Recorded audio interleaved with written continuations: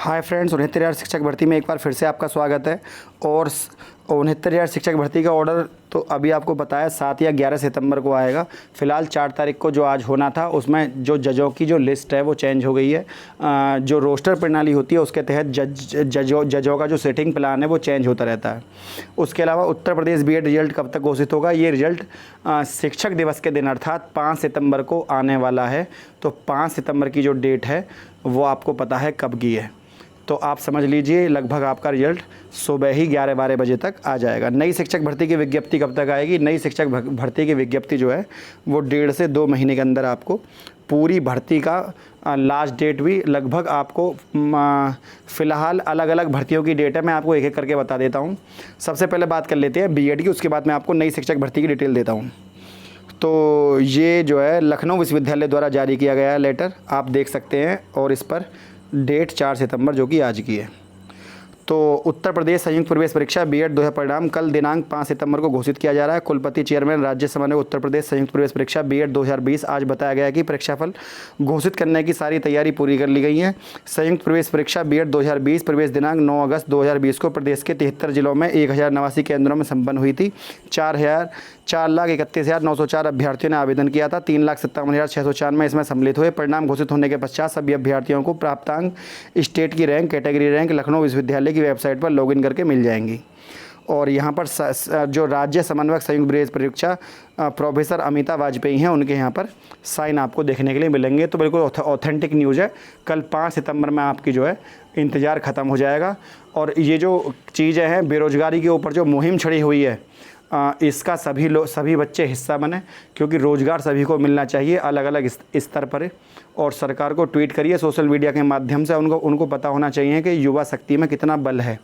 तो आप रोज़गार के ऊपर खूब खरी खोटी जितना सुना सरकार को सुना सकते हैं, सुनाइए। क्यों? क्योंकि सरकार तुम्हारी है, तुमने चुनी है, तुम्हें पूरा अधिकार है। राइट टू इन्फॉर्मेशन आपको अधिकार देता है RTI 2005 कि आप सरकार की जवाबदेही तय करें कि सरकार कोई भी भर्ती निकालती है तो 2-2 साल कोर्ट में क्यों पड़ी रहती है। आखिर परीक्षा, अभी आपको बताऊं, मैं एक बड़ा अच्छा उदाहरण दूंगा। अभी खंड शिक्षा अधिकारी की परीक्षा जल्दबाजी में सरकार ने कराई। ये परीक्षा हुई थी आपकी 18 जुलाई की।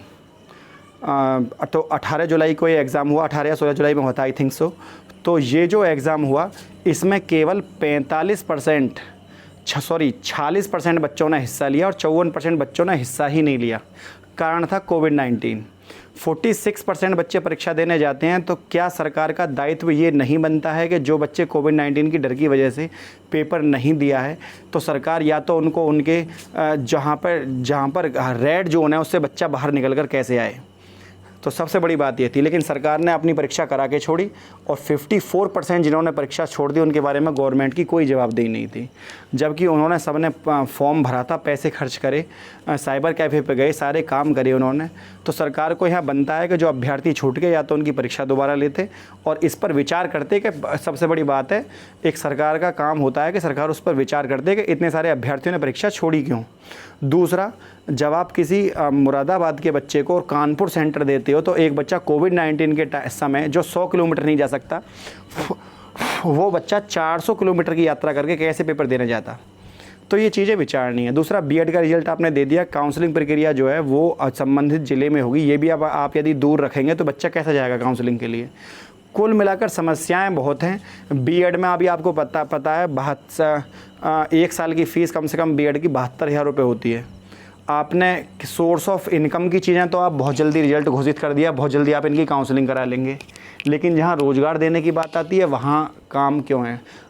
जो टेट है 2020 टेट, उसके कुछ अता पता नहीं है। वो टेट कब होगा आपको पता है? सितंबर का महीना शुरू हो गया है, अक्टूबर, नवंबर, दिसंबर 3 महीने बचे हैं। कब आपका सुपर टेट होगा इस साल में, और कब आपका, क्योंकि 2 साल पुरानी भर्ती क्लियर नहीं हुई तो नई भर्ती क्या गारंटी है। तो ये चीज़ें जो हैं सोचने वाली हैं। सरकार सोर्स ऑफ इनकम की चीज़ें बहुत जल्दी करती है, और जहाँ रोज़गार की बात आती है तो वहाँ सरकार की जवाबदेही बनती है और बननी भी चाहिए। सरकार को रोज़गार के ऊपर आना चाहिए। हालांकि मुख्यमंत्री योगी आदित्यनाथ ने एक भर्ती एजेंसी बना दी है जो आगे काम वही करेगी, पर बात यह है रोज़गार निकलेंगे कब। दरोगा की भर्ती पिछले 1 साल से निकलने के लिए कह रहे हैं, अगले हफ्ते आएगी। ठेका भी छूट गया, TCS ने ले भी लिया, लेकिन वो TCS फॉर्म कब निकालेगी, ये है। लेखपाल की भर्ती पिछले 6 महीने से सुन रहे हैं, अब तक तो आई नहीं है। आगे आने वाले 2 महीने हो सकता है और सोचने में निकल जाएं, तब तक आधे बच्चों की उम्र निकल लेगी। तो कई भर्तियों के बारे में मैं ऐसे बोलना चाहूँ तो बोल सकता हूँ, क्योंकि अधीनस्थ सेवा चयन बोर्ड जो है उत्तर प्रदेश, वो उसके क्रियाशीलता आप खुद ही जानते हैं कि पिछले 5-6 भर्तियों का रिजल्ट अभी तक नहीं आए। डेली टीवियों पर डिबेट होता है लेकिन ख़त्म हो जाती है। ऐसे मुद्दों पर टीवी, हमारे नेशनल मीडिया ऐसी चीज़ों पर डिबेट करते हैं जिनका युवाओं से कोई सरोकार नहीं है, या तो उनके मुद्दे ही अलग होते हैं। तो मैं कहना ही नहीं चाहता कि हाँ ये मुझे भी पता है आपको टीवी पर आजकल क्या चल रहा है और आपको भी। कुल मिलाकर बात यह है, जो देश की युवा पीढ़ी है उसके संबंध में तो बहुत कम टीवी चैनल है जो उसके बारे में बात करते हैं। तो फ्रेंड्स, सबसे इम्पोर्टेंट वही है, नई शिक्षक भर्ती टीजीटी पीजीटी के फॉर्म तो आपके आ जाएंगे सितंबर के लास्ट वीक तक, और केवीएस के फॉर्म भी आपके तब तक ही आएंगे। मतलब इस महीने के लास्ट में ही फॉर्म निकलेंगे। मिडिल में अगर कोई फॉर्म आ सकता है वो है केंद्रीय विद्यालय का, क्योंकि वो सेंट्रल गवर्नमेंट सीबीएसई कराती है, तो वही आपका जल्दी कराएगी उस चीज़ को। केंद्रीय विद्यालय अनुदान आयोग जो है, यूजीसी सॉरी, विश्वविद्यालय अनुदान आयोग के आदेश के तहत काम चलता है।